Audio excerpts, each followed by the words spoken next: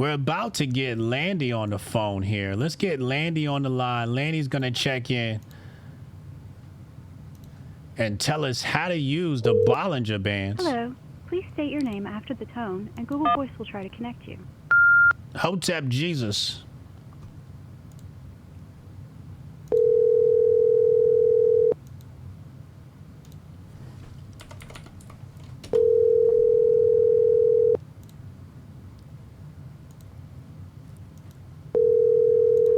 Pick up the phone, Landy. Pick up the phone.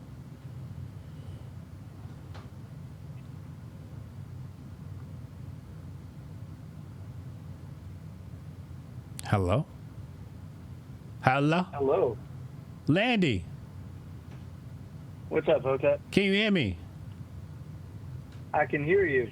What up, man? What's up? I was gonna say, if I was calling you, long time listener, watcher, first time caller, but you called me, so. Yeah, I figured I'd skip a step and make it just faster. I just figured I'd just call you. It's probably pretty stupid to do anything other than that. Hey, that works, man. That works. Are you broadcasting live from? Are you broadcasting live right now from the CIA headquarters in Langley? I can neither confirm nor deny my current location and or place of employment. But, we out here. We're watching everything. That's all I can say. He said, we out here. Let's go. Lady's learning the slang. Oh, man, he's learning the slang. Shout out to Landy. We trying to make Landy not the whitest white boy in GNN Network. So we're gonna blackify. We're gonna blackify Landy. Landy, we're looking at these Landy bands here. There's a whole lot of colors and lines, and I don't know what to do with this. Help us out. Give us a quick tutorial on what to do. What tickers should we pull up? Should we pull up Bitcoin, Ethereum, or something else? Ethereum might be a good one, seeing as it broke out. Okay. And it was, if you go to like a 4-hour time frame. Okay. There was a nice little squeeze in the bands, and then a breakout. It's very clear on the chart there. Hold on, let me go to the 4 hours, right? Okay, there we go. All right. 4 hours. When you're looking at the bands, on the 4 hour, you can see that there was a nice trend where the bands were kind of even. We have the basis. So to be clear, these are a modification of John Bollinger's Bollinger Band set, where he has a basis band, and that's a simple moving average. It's almost always, and it is in this case, a 20 simple moving average. Okay. So it's just an average price of the past 20 closures on the candles. And typically with the Bollinger Bands, there's 2 standard deviations away from the mean, to the upside and to the downside. Okay. And not going to get into the math. If anybody wants to get into the math, it's calculated based off of the closures, and then it's basically a standard deviation of 2 away. And it's a multiple of 2 away, essentially, from that, from the mean average. And in this case, he typically has just the upper second and lower second. They're not labeled. On my indicator, I have 3 there. And that is the upper first, second, and third standard deviation, and the lower first, second, and third. So we have 3 standard deviations away from the mean average there. And this helps us get a good feel for compression and expansion of price action. So compression, you can see very clearly before Ethereum broke out. Price was consolidating sideways. The basis band caught up to price. It stayed in the upper half there on closures, and that's the bullish half of the bands. And then, of course, below the basis is the bearish half of the bands. And in this case, we saw a nice squeeze in volatility, so the bands pinched in around price action, and then we closed above. And with Bollinger Bands, it's all about the closures. So in this case, closing above the upper first would give us a good indication. Closing above the upper second is going to give us an even better indication of expansion, or below the lower first and lower second. And it will especially see really powerful moves out of a compression like this or a consolidation like this when we see a closure above the upper second and third or below the lower second and third. So we can use these bands as price points on our chart. So if you look at the squeeze there on the bands on the 4 hour, right before it broke out that big old green candle, I like to call them dildos, the big old green dildo. Pause, just in case. Yeah, I see it right here. That was August the 12th. Yeah, so when we closed, you could see that the upper second, we had a bearish candle right before that, but you know, we saw it right above price action there at about 43.43. And a close above that, and especially above the upper third while breaking an overhead resistance, resulted in expansion of price volatility. And this was a good way to confirm that we're going to, you know, if we close above the overhead resistance there at 4,400, plus we close above the Bollinger Band set upper second and third after a nice compression like this, we're likely going to see a nice breakout on volatility up towards the next level, which we've seen, you know, it's around 46 to 4,800 is the next big level, right? And in this case, now the bands are spread out. So we have mean reversion areas of interest to the downside, and then we have overhead areas of interest to the upside. We see that even right after the breakout, now we got a trending move above the upper second standard deviation, which is the teal line there. And what that was telling us is like, okay, this is trending up towards the next big area. Once it starts to slow down and the bands pass price action, we had two bearish candles. Now the upper second is past price action, and we're in an expansive phase. So we can actually now use these instead of gauging a breakout. We can start to look at close over close. What is the position of the bands in relation to support and resistance, right? So we can look at the upper second and we can say, well, it's right overhead. We've seen that, you know, price tried to break out above the upper second again in the prior 4 hour candle. It couldn't do so. And now the upper second is sitting above at around, we can call it like, 47.69 on spot price. Nice. Always have to have a meme number in there. So when we can look at that area as an area of resistance, and then if we start to see closes above it, we can say, okay, that's a volatility level of interest.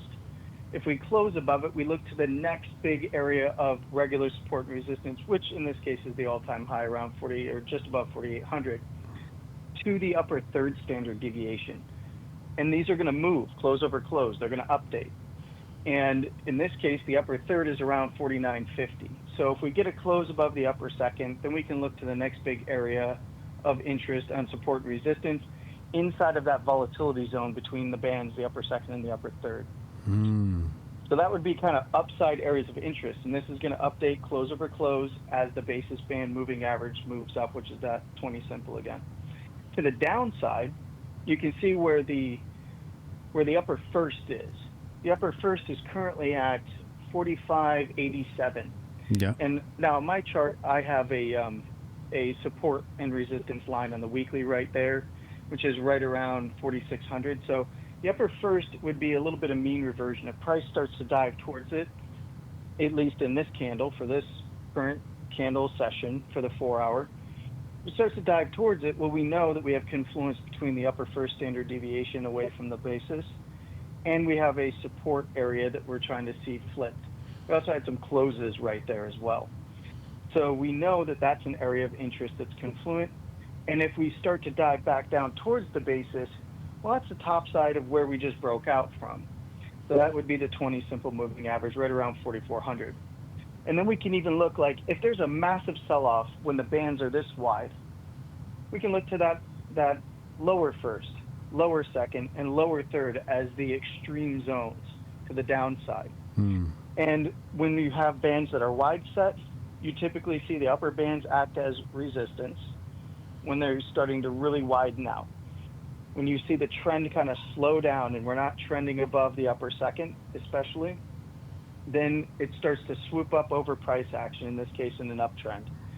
That'll now, when it's over price action like this, and we're getting expansion, of the bands, typically that's going to act as resistance overhead. It can still walk the bands up and continue to do so, but it's going to price kind of knocks its head on it. And you'll see this across all equities. You'll see it in the crypto markets all over the place as well.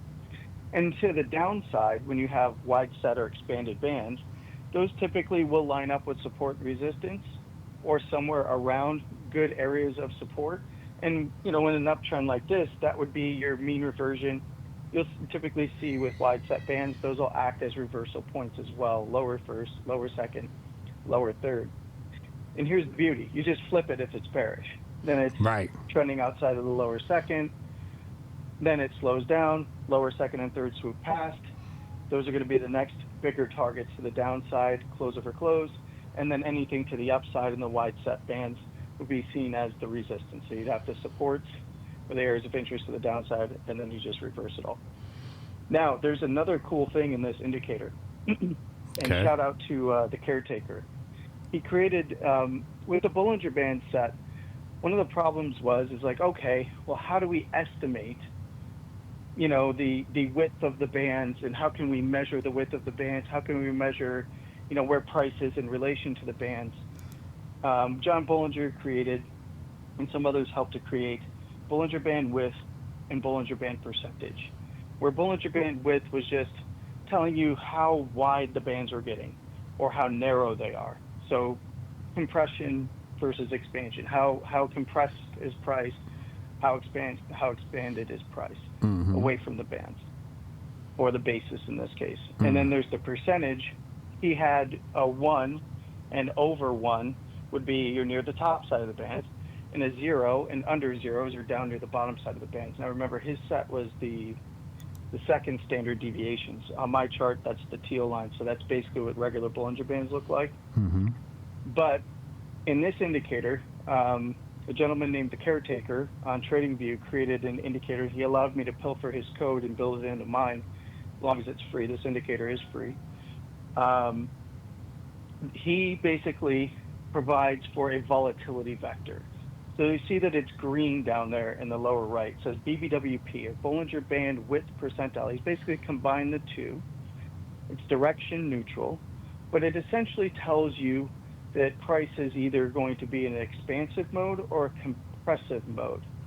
And it's to help measure, all right, we're at the basis band, it's going to be close to 0. And then there's a little simple moving average there. But then you'll see BBWP would be closer to 0, or in the low, 10, 15%. This is from 0 to meaning 100. that price is, it's 0 to 100. And it's going to be closer to 0 at the basis, meaning that Right. when price is compressed, it's always going to break out with volatility, right? And that's true of any asset. It's just what time frame you're looking at. So this But could go price to negative will compress and BBW. then This compress. could go to negative BBW, right? No, it's only going to be, this one's only going to be 0 to 100. Okay. Because if you start breaking out above the upper first, second, and third, you'll start to see BBWP rise. But what if you break the lower first or second? It'll start to rise again, right? So you have bullish half of the bands, you'd be increasing volatility to the upside. And it's not an indication of direction, right? Because it can be very high volatility, and the price can move pretty freely to the upside and downside between the bullish and bearish halves. But it's just telling you that, okay, we're starting to increase volatility.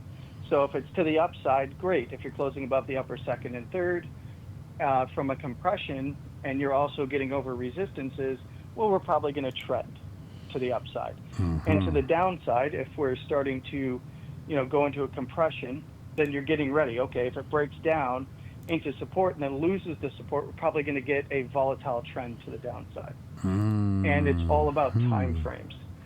Right. And it's direction neutral for BBWP. It's just showing you like, hey, you need to be aware that price is probably going to pop off soon if it's really compressed, or if it's really expanded. You should probably be aware of some mean reversion, or for the trend to stay intact. And you'll see often when you look at the bands, you'll see them squeeze, and then you'll see price kind of trend. It'll max out BBWP, and then it'll come back down as long as it's staying in the bullish half of the bands, and it's probably going to try to continue.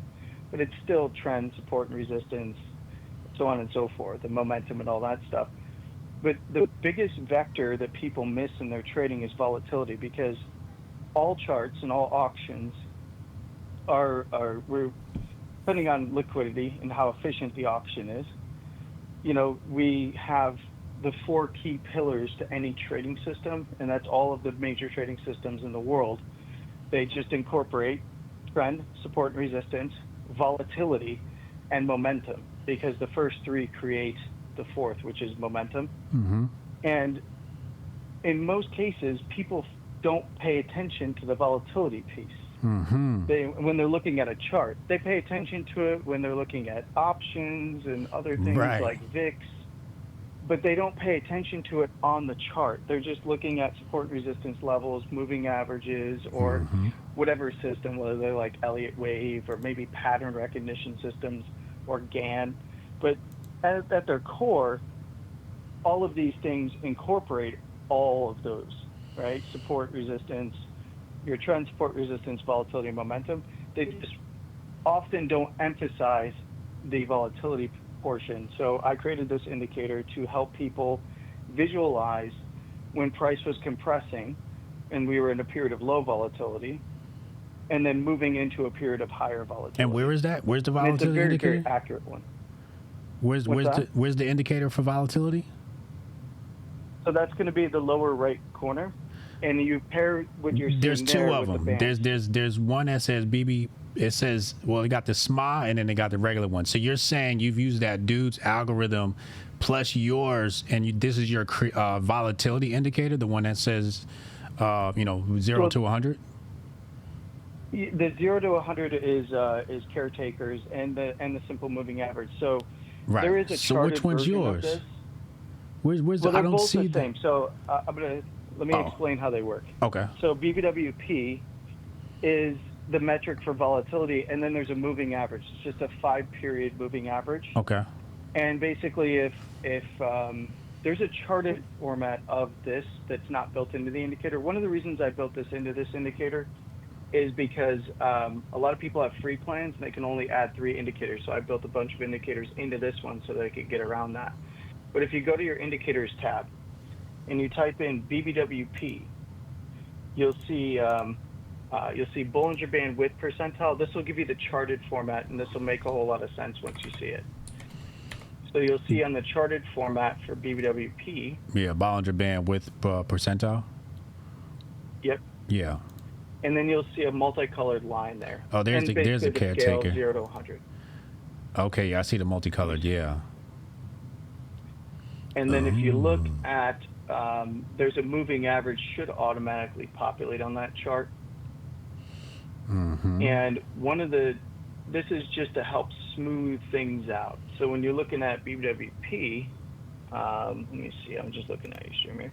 Okay, so that one doesn't have the moving average on it. If you double click the indicator, or open the settings for that indicator, you'll see that there should be let me look here. So if I double click mine, so under the inputs tab, you'll see BBWP properties. In this case, it's actually a 13-period moving average. You have a price source, you'll have a basis type, you'll have a length, and then a look back. And then all the way down below there, you'll see line plot settings, and you'll see the multicolored spectrum line, and then you'll see moving average settings. Mm-hmm. Yeah. And you'll see MA type 1, SMA, length 5. You just click that box. Yeah. And that's what that other SMA is that I have in that box for my chart. I got you. And essentially what you can see here is volatility when it's very low and it gets up over the moving average. Mm-hmm. You want to see close over close stay above the moving average for it to, and it can kind of give you, you can see on the 4-hour here, you can see that the BBWP is very high. The moving average is catching up to it, right? Yeah. When BBWP, the multicolored line, gets below the moving average, then we start looking at what price is doing on the chart. You'll typically see, in this case, for what we're currently looking at on the 4-hour for ETH, is that you'll see the upper second and third continue to pass price action and then start to even out and then go back into a compression, right? And that's where you can start to look at the overhead levels as potential areas of resistance on volatility. And then you can just get a visual. So I just have a simple little box in the corner there just so I can check on it and say, okay, well, BBWP is still up over the moving average. We're still getting expansion of the bands. Price action still above, in the What's bullish price half. In fact, action? it's even price action is just the 4-hour candles, Oh, right? okay. So in this case, I can look at the Bollinger Band set, and I can look at BBWP, and I can see where price action in the candles is. It's above the upper first, between the upper first and upper second, Right. meaning that we are more than one standard deviation away from the basis band. We're still in very volatile environment. We have not seen BBWP or volatility dip below moving average yet. In this case, a 5-period simple moving average, saying to me that even if we get really harsh mean reversion, I'm looking back to, we break below the upper first. We break in the local area of support. We're going to dive back likely to test that basis band, right? And then that's where we can start to gauge kind of just the volatility squeeze to expansion over and over again as this happens.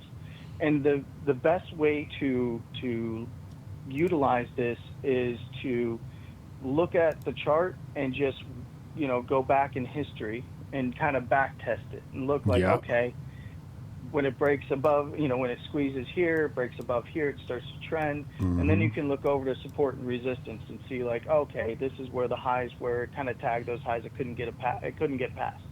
Because I have conditions basically at that 4,400 level, the price was consolidating at or just under.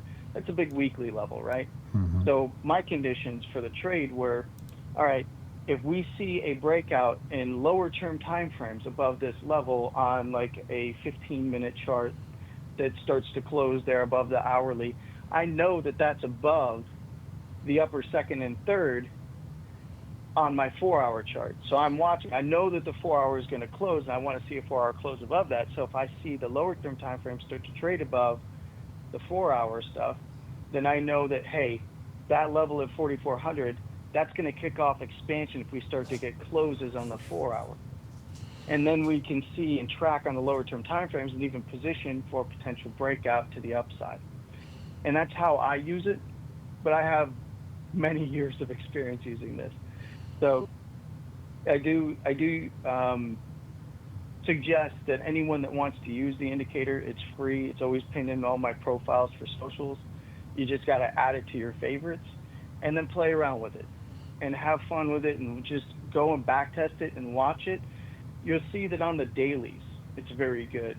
It's actually, it's, a lot of this was tuned for dailies, but you can actually use it all the way down to the lower term timeframes, all the way down to a 5-minute chart if you like scalping.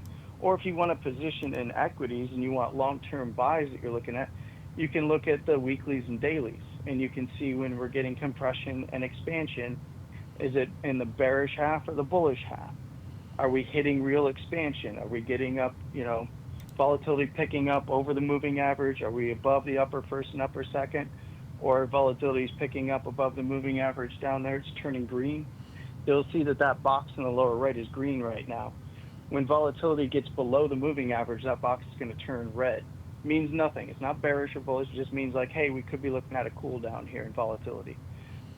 And when it's green, we're looking at an increase in volatility. And it's just kind of, so yeah, there's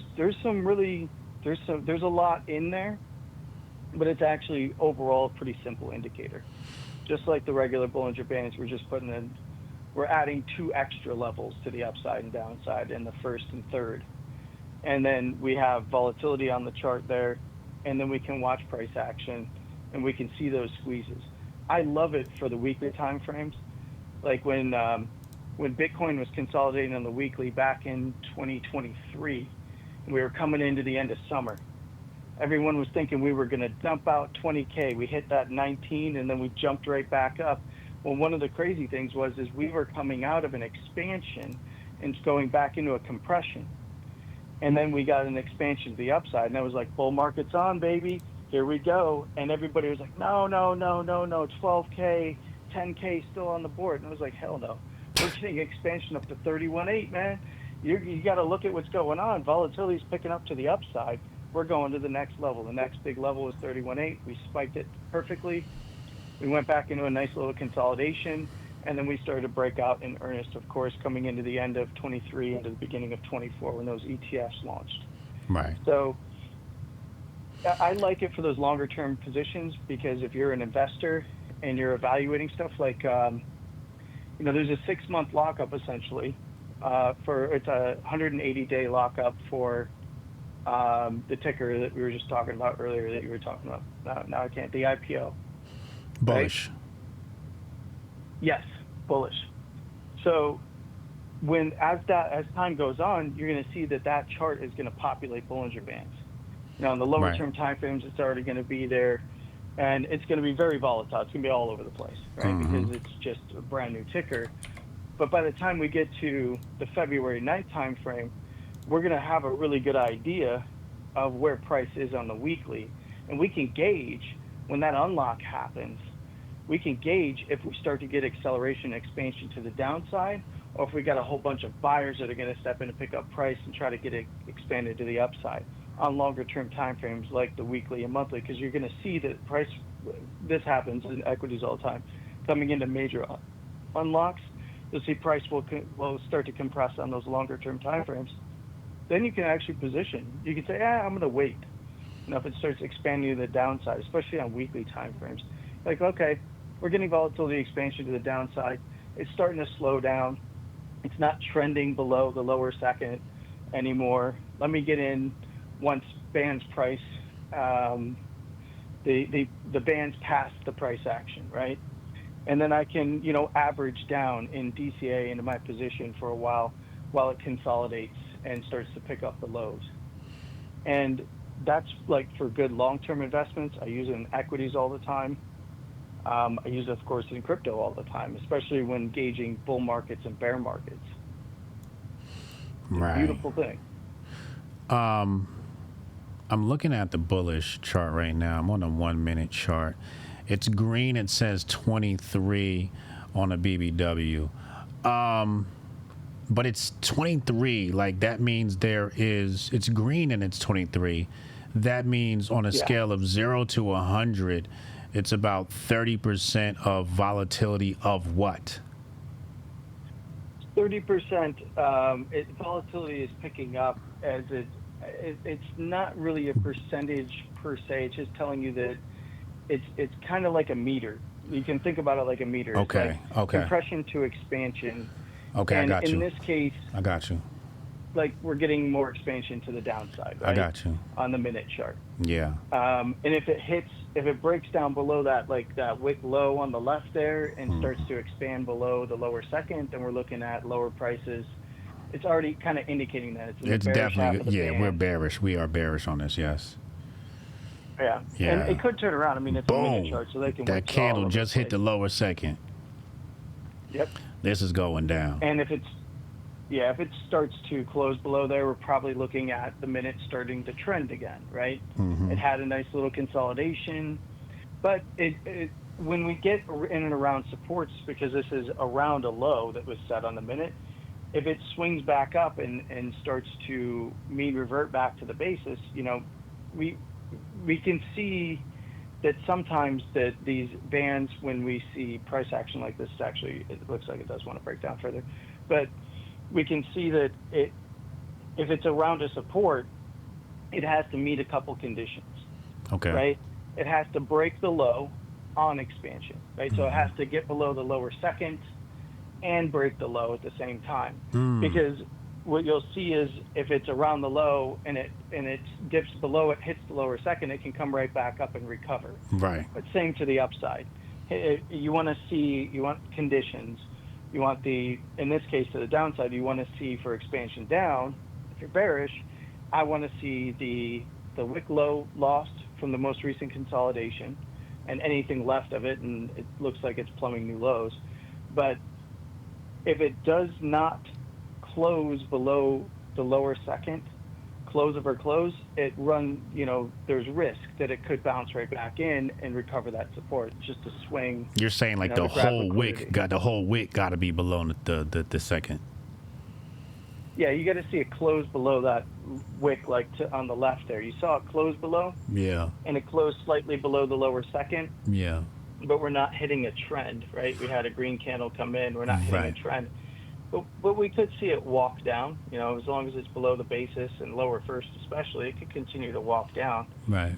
Because it is a downtrend on the minute here. I usually, I don't necessarily use these on really low term time frames. My Right. favorite time frames to use these is going to be the lowest time frame that I like to use Bollinger Bands on is the 15-minute. Mm-hmm. And then, but realistically, where I start is with my Bollinger Band set. I use it on every time frame. I go monthly, weekly, daily. Mm-hmm. And then I go down to 12-hour, 4-hour. So you're not going to get any Bollinger Bands populating on higher term time frames for bullish because it's just too new. Right. And it needs 20 closures to even start to populate the bands. Mm-hmm. Because it's running a 20 simple moving average. And if one of the most optimized ways that I use this is weekly versus daily. And then I go to the 12-hour to check things, 4-hour, 2-hour, hourly, and then I dig down to probably lowest term time frame that I like to use these on is the 15-minute. When I go lower than that, I'm doing other things in my Right. technical analysis to gauge positioning. But my positioning is going to be based on what I'm seeing on those time frames, right? From the higher time frame down to the lower time frame, because now I'm trying to pick my spot. And What- this is got. What is this? I see a triangle. I see some purple nipples. What is this? All right, so the purple nipples are just telling you that those candles, because it can be tough to see if a candle closed below or above the lower second or upper second. Oh. So the those are like purple- indicators that help you just zoom in on those candles. Yeah, so that's going to tell you, like, hey, those candles there that are in purple, they closed below the lower second, or they closed above the upper second. That's Right. going to throw a purple dot. Mm-hmm. And then if it's got an arrow, a red arrow, that's telling you that it closed above the upper third or the lower third. Right. Which means some serious business about to happen. Yeah, this is and this indicator has way more in it. There's a ton of shit in this indicator. Right. Because I have moving averages built in here as well. Like, you can turn off the Bollinger Bands and you can turn on moving averages, and you can even customize the moving averages and their length, like how many periods. Right. If it's a simple moving average, if you double click on the upper, where the text is, Mhm. by the upper first, second, and third, Mm-hmm. if you double click that, you'll see that you can turn off Bollinger Bands and then band labels independently. So you can leave the band labels on.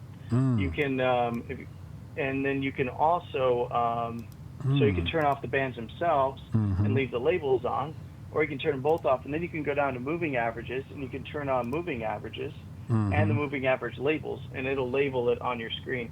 It's a mess when you have it all turned on, so I usually Right. just flip back and forth. But if you turn on Bollinger Bands, like, you can go and you can turn on moving averages, and you can check moving averages. Mm-hmm.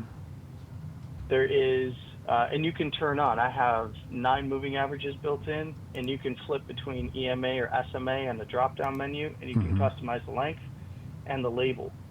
So I know people who will just put that on there. Mm-hmm. So I think purple is going to be, what moving average is that? If you double click on that moving average, I think it should tell you. If you turn off Bollinger Bands and then you show moving average, and you can get a label. That's the other one. So if you click on it, you can actually you can flip on the label and see which moving average that is. So you don't need to wonder. Mm-hmm. Yeah, that's a smart 200. Yeah, so there you go. Yeah. And then you can add as many moving averages as you want. You can, I just have a couple turned on by default. And you can see like right now, volatility is low. It's a 0.0397. It's very, very low consolidation and compression right now in this time frame. You can see that it's trying to get above that 9 and 21, but it's struggling. And then you can compare that to the bands, right? And it's just extra information. A lot of people wanted moving averages. And this is great for people who only have a free plan, because you could just have this one indicator and you got moving averages, you got Bollinger bands, you got volatility metrics. There's a super trend built in there. I got all kinds of others. I have a trend checker built in there, but that's a mess. I need to redo it to check if you're in an uptrend or a downtrend, stuff like that, and the way it prints. But the basics of it is BBWP, the volatility metric, paired with the bands, one of the most powerful indicators in the game, and doesn't cost anything.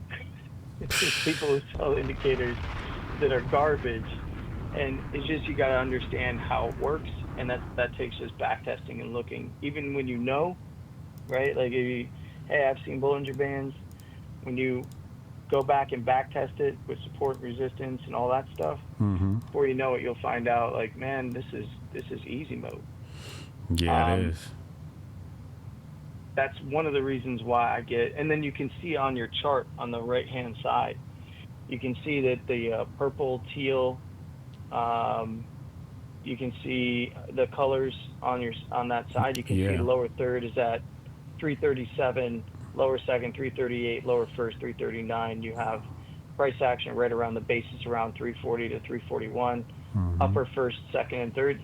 And you can look at those as checkpoints. If I see price closing above 343.61, we're in a compression right now. Volatility will pick up, right? But if I see it close below 338.42, volatility is going to pick up to the downside to test the most recent lows to the left and possibly the lower low to the left, right? Yeah. So, and maybe go for a full gap fill. What ticker is it? Because I can't see the ticker. Tesla. Oh, it's Tesla. Okay, yeah. So, if it starts to break down below that 338, we'd get expansion to, likely the next area around 330, what is it, like 336, 335. And then there's that area closer to 330, around the 332 mark. If we start closing below the lower second and breaking down, we're likely looking at, maybe another run to fill the gap. You start seeing it back to the upside, we're probably going to go test that high where the big old arrow is pointing above, where it broke above and closed above the upper third. But you notice where it closed above the upper third, it didn't quite get the push through on the next candle. It swung out and missed on the next candle, and it couldn't break out of that other higher high on the left. So, we're just kind of looking to see when these trending moves can really get going. And when you see this on a higher term time frame, this entire structure that's on the chart in front of you is going to be a compression, right? It was a compression from all the way left on your chart there, and then higher term time frames, you're going to see that it's going back into a compression, because this was an expansion up, and you're getting smaller time frames here, right? You had the compression, and then the expansion, then the trend, and then now it's slowing down again. So you're probably seeing like the next time frame up is probably going to be on like the 30-minute is probably going to be going into a compression or already compressed. Same with like an hourly, probably going into a compression. Yeah. It's definitely going to a compression now. Yeah. And this is one of my favorite ways to read markets. Everybody's like, how did you pick like 112? It's funny because when Bitcoin topped out at 112, it hit 112 exactly on spot price. And everybody was like, how'd you do that? Like, well, my upper second standard deviation was right at 112. And it just so happened that we were in an expansion, and that was the next area of interest, was at 112. It hit it and then went into a consolidation, sold off a bit. Wow. And then the next area was 123. How did he hit 123? It's literally where my weekly upper second standard deviation was, because the daily was starting to expand back up towards it, break out above 112. That was the next key level, was on the weekly at the upper second at $123,000. Oh. So These bands are accurate. The best and the cleanest trading asset on the planet, what's that? Is Bitcoin. It plays so beautifully. I called $15,500, between $15,000 and $16,000 on the low back in the bear market, and it was based off of the position of the lower second because we were expanding down. We went from a compression, we broke down and started getting expansion down, expansion down. We sat around the 20K level, compressed again, and then we were getting expansion down. As we got expansion down, I was like, you know what? 115 to 116 is going to be the play. Probably going to split the difference at 115 and a half. That's where the band is because we have areas of interest there, but 115 and a half, it was the lower second. Last bull market for Bitcoin, $69,000 was the upper second standard deviation. You can back test this if you go to the monthly time frame on Bitcoin. When we were getting expansion, we hit 65. We sold off all the way to that $30,000, $28,000 level on the monthly for Bitcoin. And you see it. We were getting expansion. We sold off in the upper second past price action. And what did? We double tapped it, tap, right at 69K, right? Like and that was last cycle. And you can see this cycle, we've just been in expansion and then we're riding the upper first along the way. What a bullish fucking setup, man. Excuse my language. But it is bullish as hell. I don't know how people are really bearish right now. Not yet, at least. This is bullish. This is bullish as hell. Yeah. Wow. And this is, it's very, very powerful. Back in, when John Bollinger first came up with the Bollinger Bands, we did a deep study at the place that I was working at on it as it was kind of a curiosity for some. And then we were like, it was like 08, 09 time frame, I want to say. And because it was post, crash, right? It was the biggest crash in history, at least to that point for me, since the dot-com bubble collapsed. And we hammered on all of the metrics for measuring volatility to the point where we figured, like, if you add extra standard deviations, because we already did spreadsheets like this. We already did standard deviations away from price action. We have many different ways of measuring this and ATRs and like all this other stuff in the industry, but and other calculations, but he made it a beautiful visual representation. And when we really started like integrating it, like it just made it really easy for people to very quickly look and say, yes, compression to expansion matches all of my data that I have. Now it's visually represented. I can see it on my charts and metrics, and it just makes it light years easier to understand what's happening in the market. Landy, you're a godsend, sir. Protect Landy. Listen, man, your passport in Hotep estate is good. It's in good standing, sir.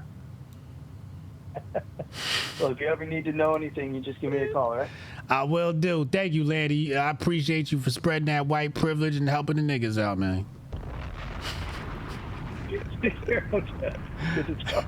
Hi, yo. Later. That's Landy. Huh? Oh, man. That was good right there. That was a good call right there. This Landy, this is account right here. If you click on this link, here, I'll put it in the chat. This the Landy Bands link right there. So I already had them loaded in my chart, but if you go right there, you can just, I think you hit this button right here. Use on chart. I think you just hit use on chart. I haven't lost yet! I've always been the weakest, and I've been mocked for it at every turn. But I still try as hard as I can. You see, I've been leveling up this whole time.